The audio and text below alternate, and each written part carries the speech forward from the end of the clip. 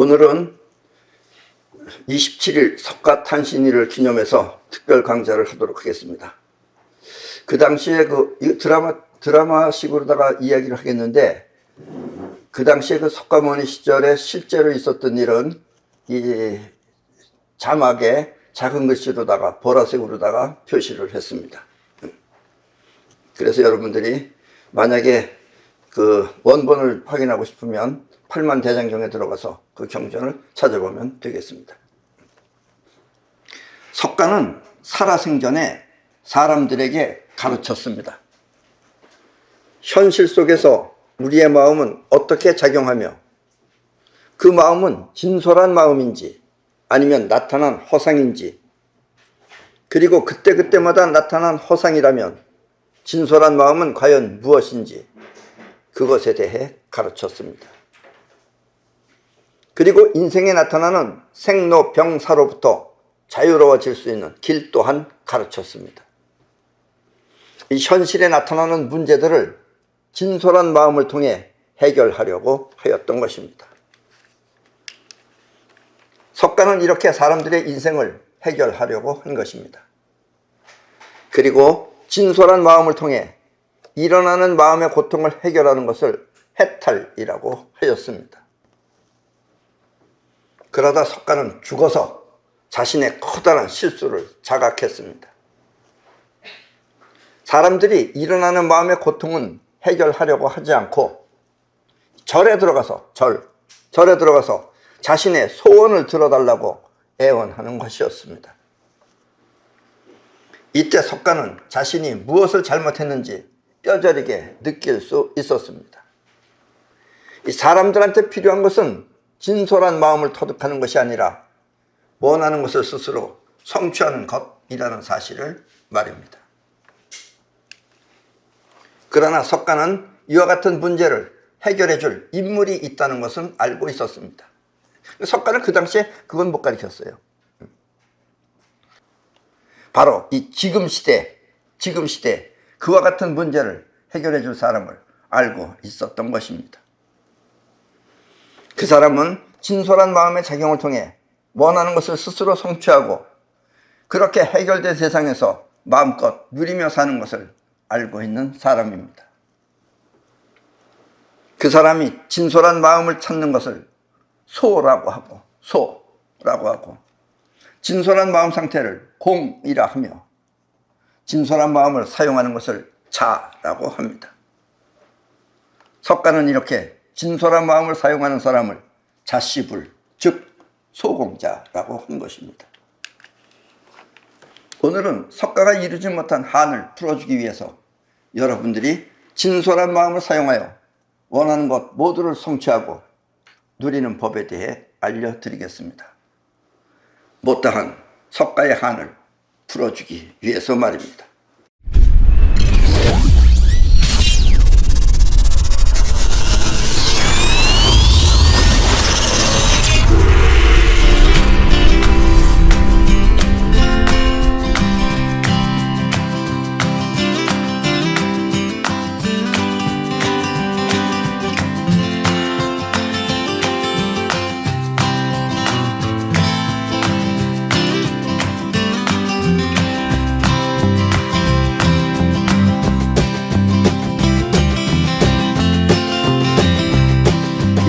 제자 중에 인류 사회에 커다란 일을 할 두 사람을 끔찍이 아꼈습니다.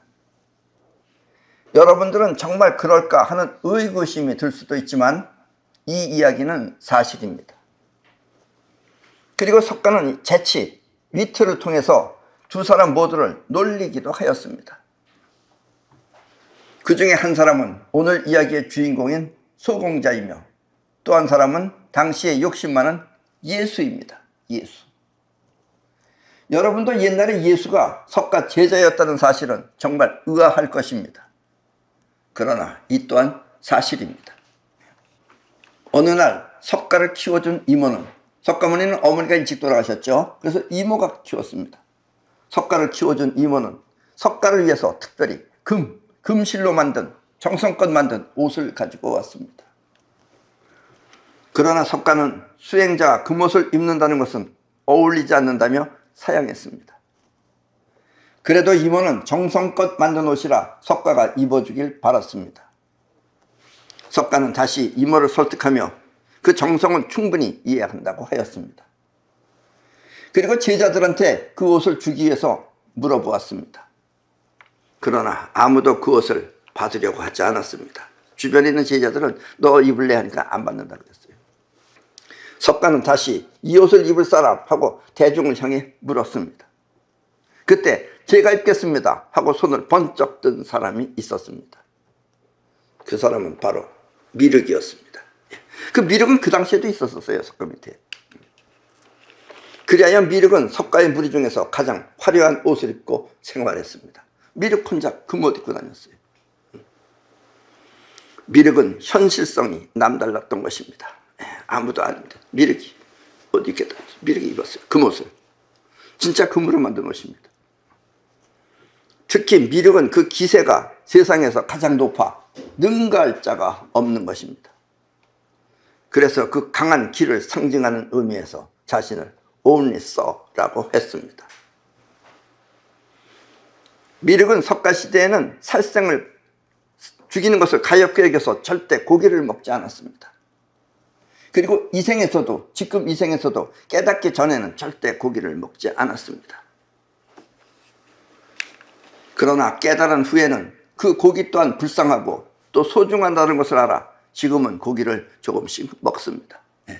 깨닫기 전에는 안 먹었는데 깨달은 후서부터 고기를 먹기 시작했습니다. 석가는 미륵이 출현하는 땅의 이름을 계두라고 하며 그곳에는 수광이라는 용왕이 살고 있다고 하였습니다. 계두라는 것에 수광이라는 용왕이 살고 있다고 하였습니다.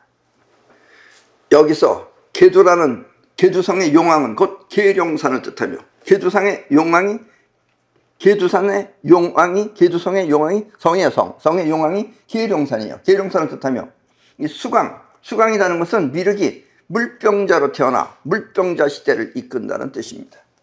지금 여기 저 그림이 저기 중국에 있는 건데 저기 미륵불인데 보면 전부 다 물병을 들고 있습니다. 그거는 물병자 시대에 태어나서 또 미륵 자신이 물병자로 태어난다 이거예요. 별자리예요. 그리고 물병자 시대를 이끈다는 뜻입니다. 그게 수광입니다. 아셨죠? 그리고 계룡산이고 지금이 바로 물병자 시대이며 또 미륵의 출생지가 바로 거제도의 계룡산인 것입니다.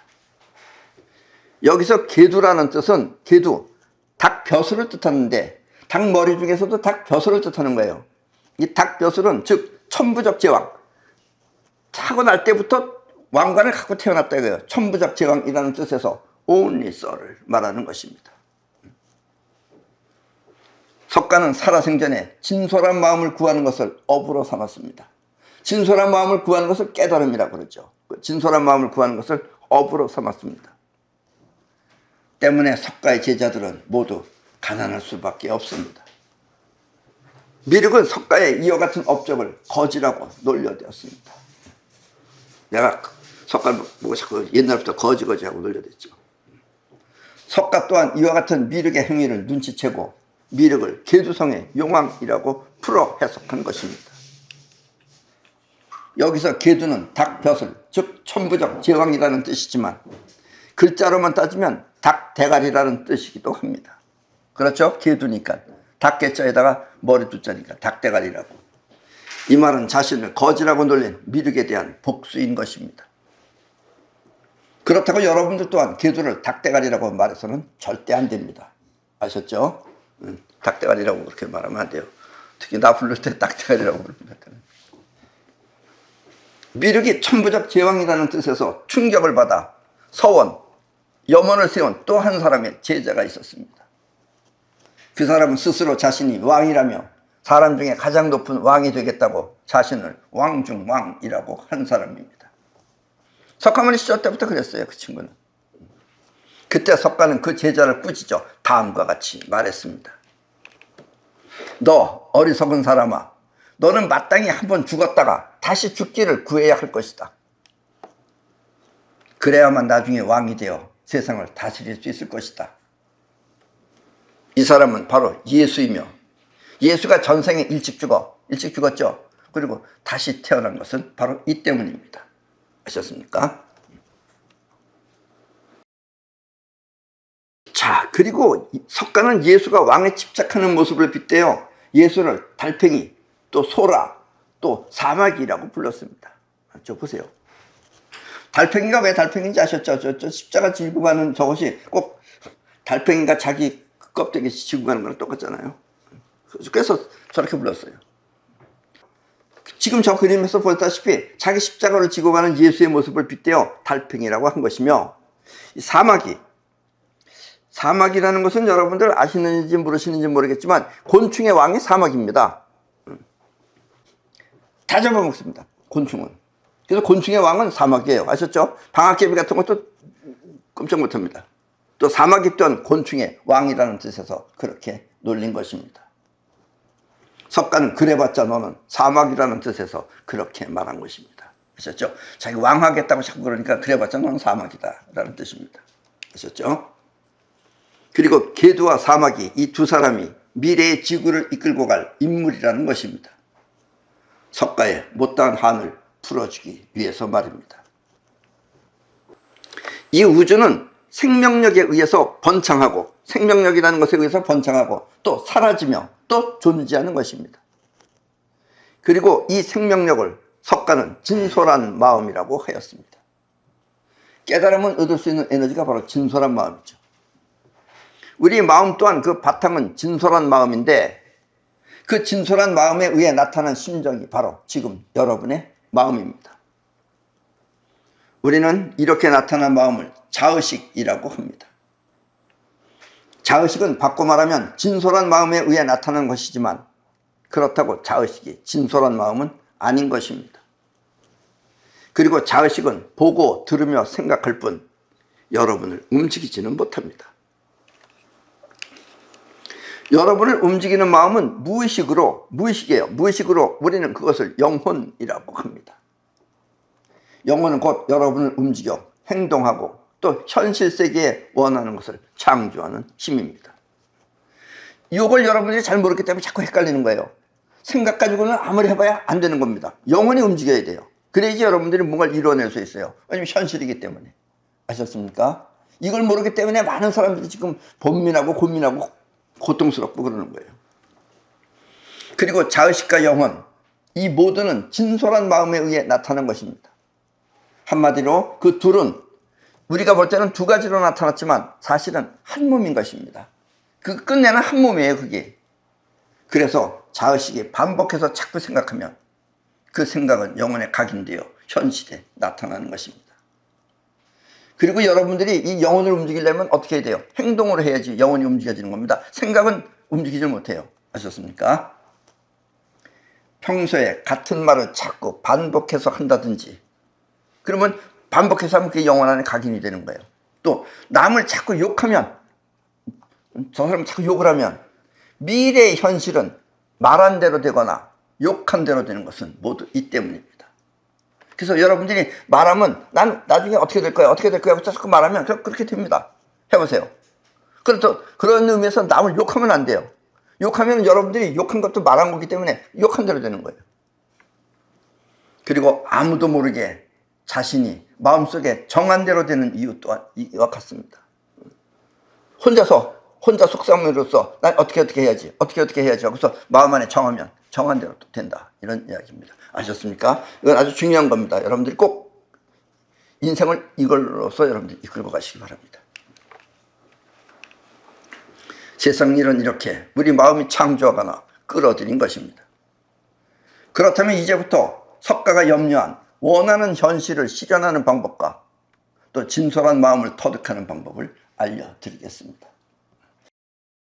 원하는 것을 성취하기 위해서는 현실에서 막연하게 시작하지 말고, 자의식이 하면 막연하게 시작하는 겁니다. 막연하게 시작하지 말고 먼저 원하는 결과를 확실하게 영혼 속에 집어넣고, 결과를 먼저 분명하게 생각해서 그거를 영혼 속에 집어넣고 그 결과를 향해 열심히 일하는 것입니다. 아셨습니까? 생각만 하지 말고 그 결과를 먼저 갖고 다녀야 돼요. 결과를 가져야지 결과가 나오는 거예요. 그냥 막연하게 찾아가려고 하면 가다가 길도 잊어버려요. 그러면 그 일은 영혼이 원하는 대로 그렇게 되는 것입니다. 원하는 결과와 다르면 비로하고 하다가 원하는 결과하고 다르면 그건 뒤로 하고 또 원하는 결과가 현실이 될 때까지 그렇게 계속하는 것입니다. 여러분, 꼭 뭐 자격이 필요하지 않습니다. 여러분들이 하길 원하면 다 됩니다. 내가 대통령이 되자고 대통령이 되려고 하면은 비록 여러분들이 뭐 다른 사람보다 공부를 못했어도 돈이 없어도 대통령 될 수 있어요. 자기가 자꾸 하면은, 그리고 진짜 영원히 그걸 바라면은, 영원 안에다가 집어넣으면, 아셨습니까? 그러면 그 일은 영원히 원하는 대로 그렇게 되는 것입니다. 원하는 결과와 다르면 뒤로 하고, 대통령이 안 되면 그건 그 일은 빼고, 또 원하는 결과가 현실이 될 때까지 그렇게 계속하는 것입니다. 이렇게 원하는 결과가 현실에 나타나면 나는 그것을 올머리라고 합니다. 올머리. 처음부터 여러분들이 영혼에다 결과를 박아놨잖아요. 그 결과로 되돌아왔다 이거예요. 그래서 올머리라고 합니다. 갈머리는 무언가를 향해 막연하게 시작하는데 올머리는 이렇게 원하는 결과를 확실하게 갖고 그것이 현실에 나타나도록 노력하는 것입니다. 아셨습니까? 그러니까 꼭 올머리로 시작하도록 하십시오. 한 번, 두 번만 터득하면 여러분들은 능히 이걸 터득할 수 있습니다. 그리고 진솔한 마음은 이렇게 하다 안 되면, 진솔한 마음을 터득하는 방법은 이렇게 뭘 하다가 안 되면 그만두지 말고 원하는 결과가 나타날 때까지 계속하는 것입니다. 그만두고 싶은 마음은 자의식인데, 그만두고 싶은 마음이라는 건 자의식이에요. 그게 아셨습니까? 자의식인데 그 마음을 참고 계속하면 진솔한 마음이 작용하는 것입니다. 그거 참고 계속하면 그 다음부터는 진솔한 마음이 이제 작용이 되는 거예요. 그리고 그게 현실이 되는 거예요. 근데 하다가 안 된다고 그래서 자의식이 그만 못 해먹겠다고 그만두면은 그러면 진솔한 마음이 작용하지 않습니다. 아셨습니까? 자기 자의식이 작용한 거예요. 석가는 옛날에 이와 같은 마음을 함이 없이 하라고 하였습니다. 함이 없이 하라. 무언가를 뭐 해서 하는 게 아니라, 그러니까 자의식이 하는 것은 함이죠. 그러니까 함이 없이 하는 것은 그게 이제 진짜 여러분들이 이제 진솔한 마음이 하는 것은 함이 없이 하는 것입니다. 함이 없이 하라고 하였습니다. 이렇게 한 번, 두 번 계속하다 보면 끝내는 진솔한 마음을 자각하게 되고, 그렇게 진솔한 마음이 작용하면 세상 모든 만물은 자신처럼 소중하게 느껴지는 것입니다. 자각이 됐는지 안 됐는지는 처음에는 여러분들이 나만 생각해요. 나만 생각하다가 이 진솔한 마음을 터득하면 이 온 세상이 다 여러분들하고 똑같아집니다. 그러니까 전부 다 소중해지게 돼요. 나뭇잎도 소중하고, 전에는 아무 생각 없이 꺾었지만 그 다음에 소중해지고, 곤충들도 소중하고, 어느 것 하나를 제대로 죽일 수가 없다라는 이야기입니다. 아셨습니까? 세상 모든 만물은 자신처럼 소중하게 느껴지는 것입니다. 그러면 올머리는 소중한 세상에서 자신이 원하는 것을 보다 쉽게 끌어오는 것입니다. 자기가 자기 것 끌어오니까 쉬워지는 거예요. 남의 것 끌어오려고 그러니까 어려운 거지만. 아셨습니까? 석가가 말한 진솔한 마음 또한 이렇게 올머리를 통해 나타나는 것입니다. 결국 여러분의 인생은 원하는 결과 모두를 이루고 또 우주 창조의 원리, 생명력까지 터득하는 것입니다. 앞으로 여러분은 반드시 이와 같은 삶을 살아 미래의 인간이 살아가는데 증인이 되도록 하십시오. 여러분들이 이제 증인이 되면 미래의 사람들은 여러분들을 보고선, 여러분들의 역사를 보고선 믿고 나간다라는 이야기입니다. 아셨죠? 네. 그럼 오늘 강의는 이것으로 모두 마치겠습니다.